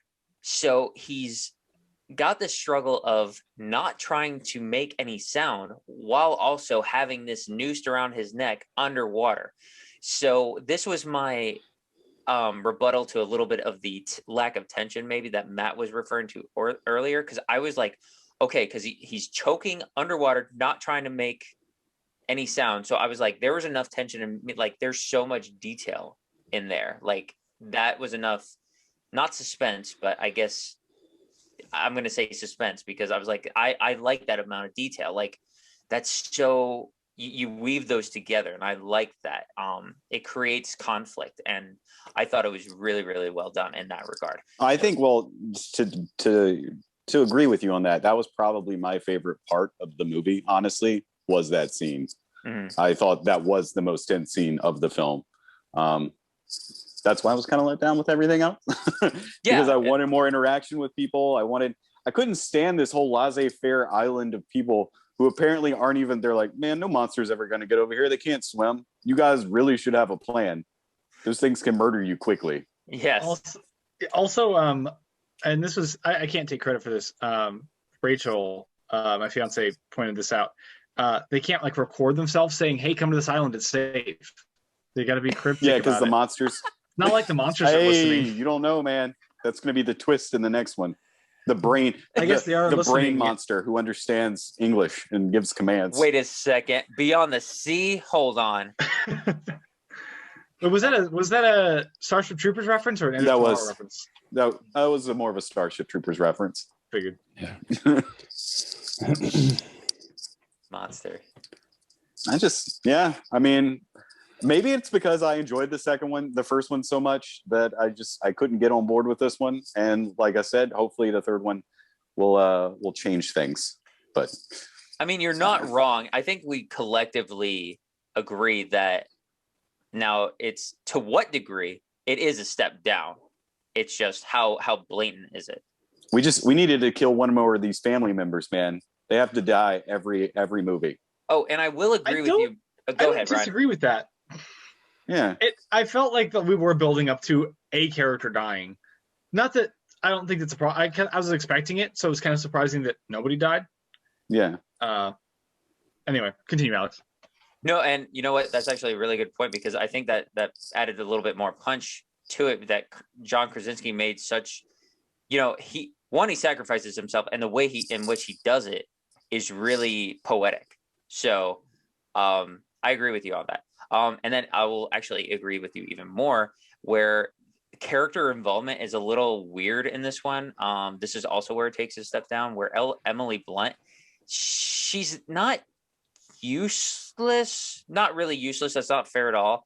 But she's definitely toned back more in this movie. She's sidelined. That's a very, very good way of putting it. She's not used nearly as, pretty much. So I'm like, okay. I got to give also credit to the actor who plays the son for selling me. This is a kid. This is not a grown adult. For selling me that he gets his leg caught in a bear trap. Oh my gosh! Yes, that was really good. Yeah. Like that's incredible direction, because when you direct kids, you have to connect how they're behaving to something that they can sympathize with, but even in an easier scale than that, to some sort of feeling that they can understand. How the heck do you get that performance from that kid?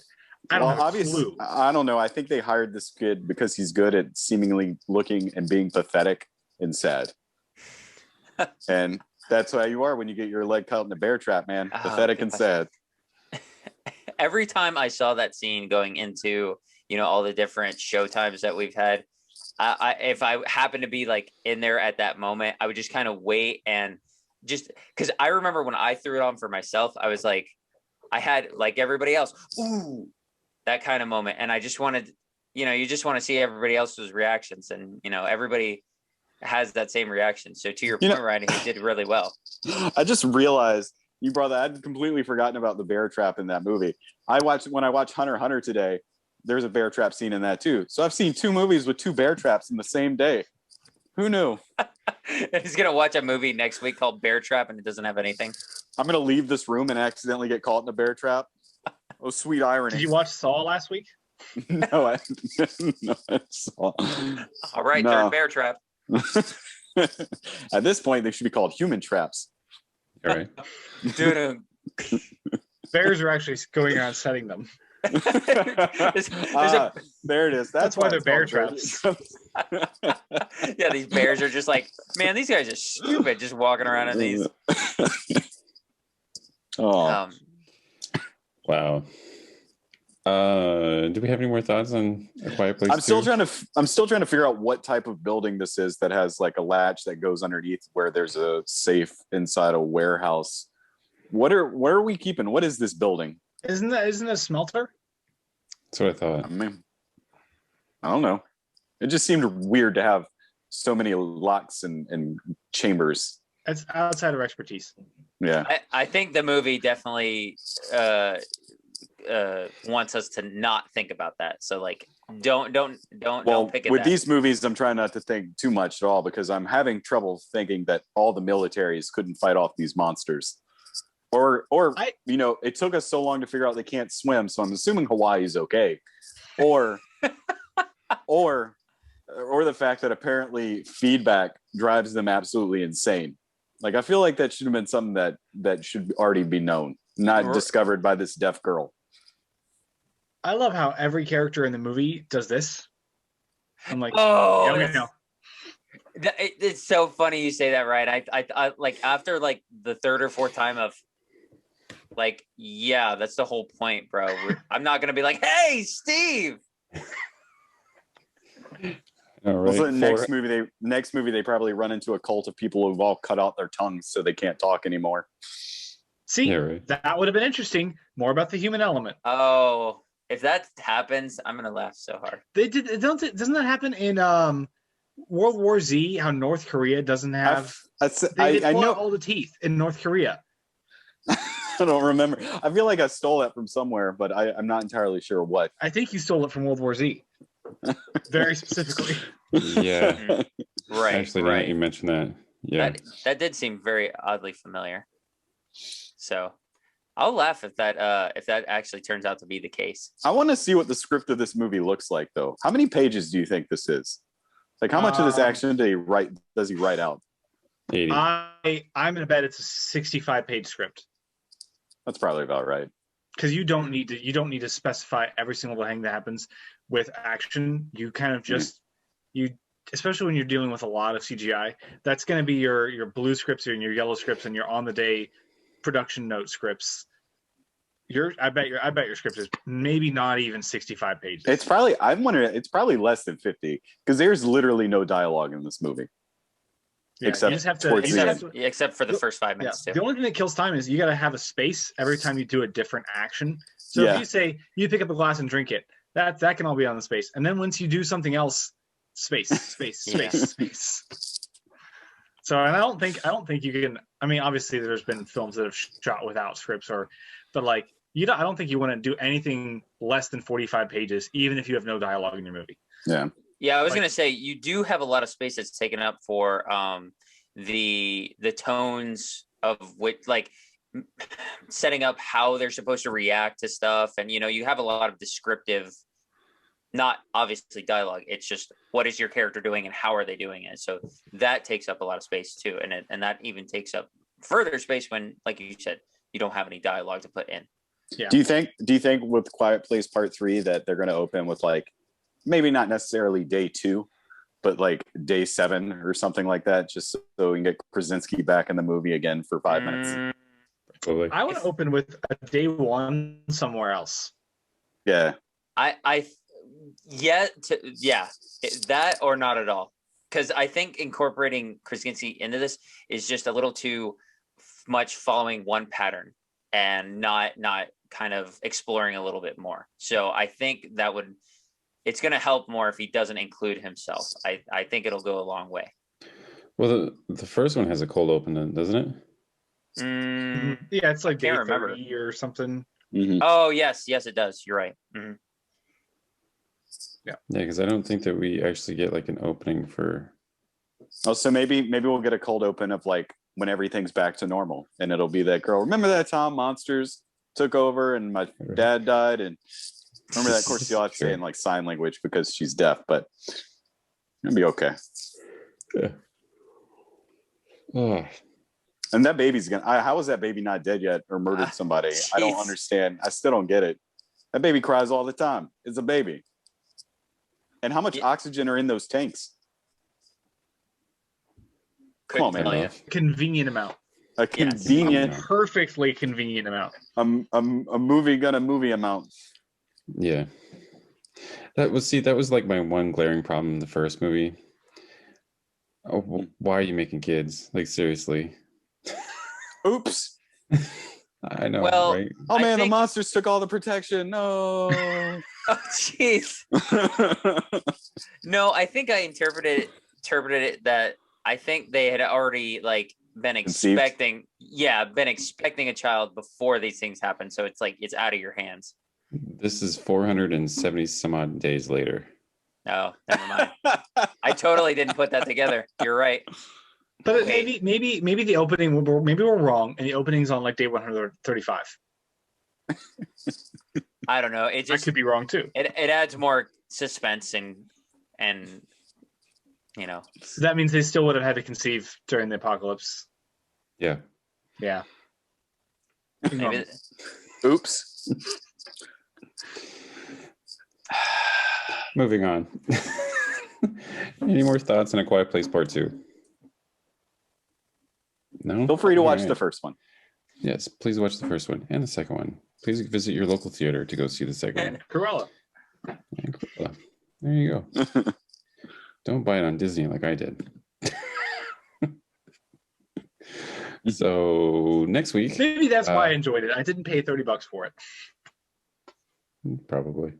Well, I'll tell you something. You guys did not convince me to spend $30 on it, so I will be watching it either at the theater or whenever it's free on Disney Plus.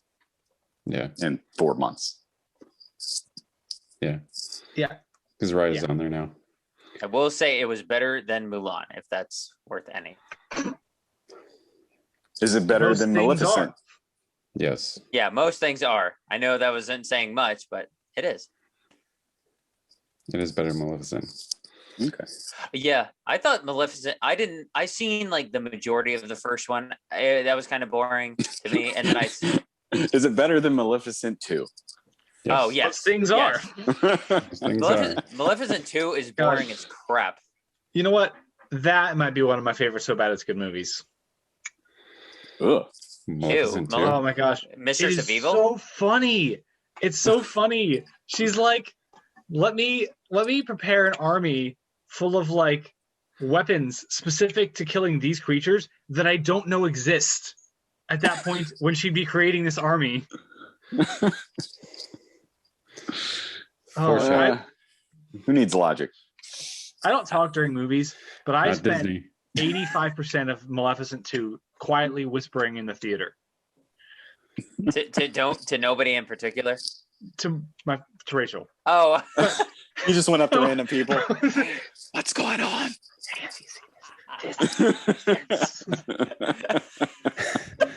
Why does Angelina Jolie look like this? just making offhand comments to just strangers. Bro, this movie, am I right?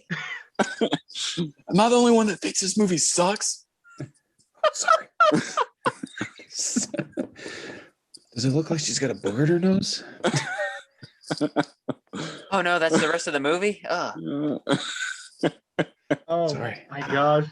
The stupid scene where they've got them trapped in the church and they're trying to gas chamber them by playing a piano where only one note releases launchers that are the gas. No. Just kill them all. Just murder them. You don't need forgot to about play that. the organ.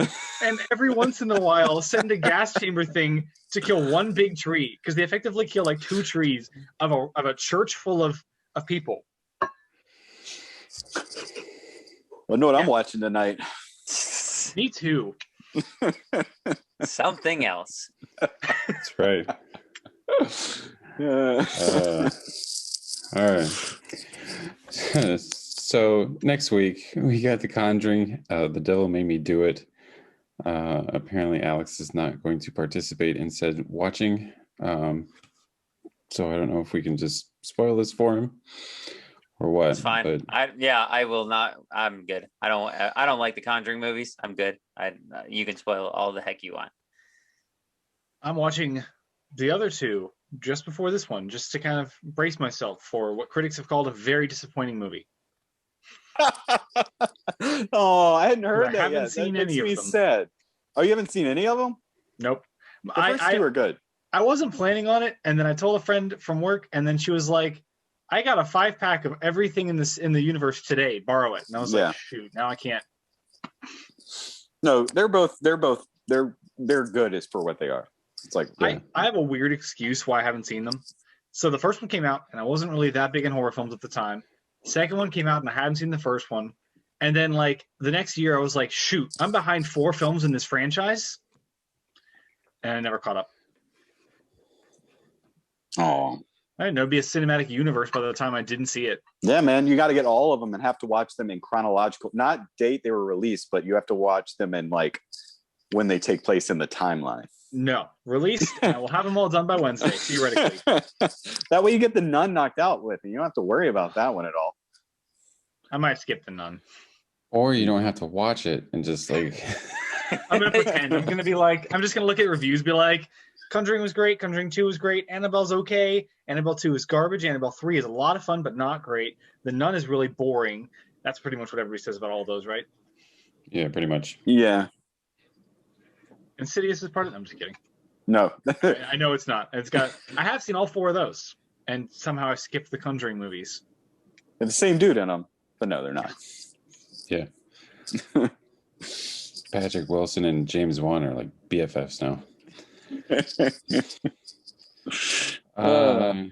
Do we have anything else before we head off? No? Well, all right. I think that's it, man. All right. So just like I said, what, Ryan?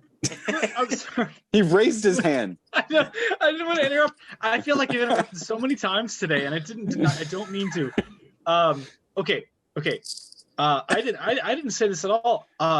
For you guys, give the score for Cruella a listen. It's like a 45-50-minute score. It's a ton of fun.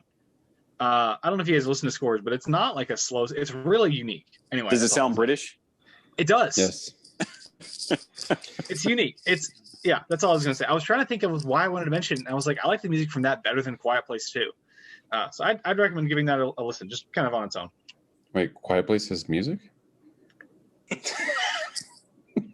Yeah, Mark will train me. I put it on mute when I watch A Quiet Place for authenticity. That'd be really boring. Oh. That'd be really boring. Don't you get it? It's quieter when everything's muted. Wow. Okay.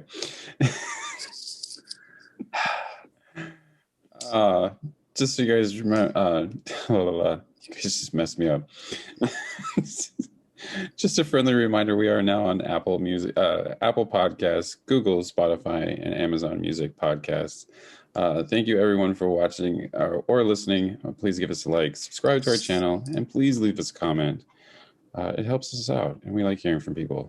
But if you guys got nothing else, this meeting is adjourned.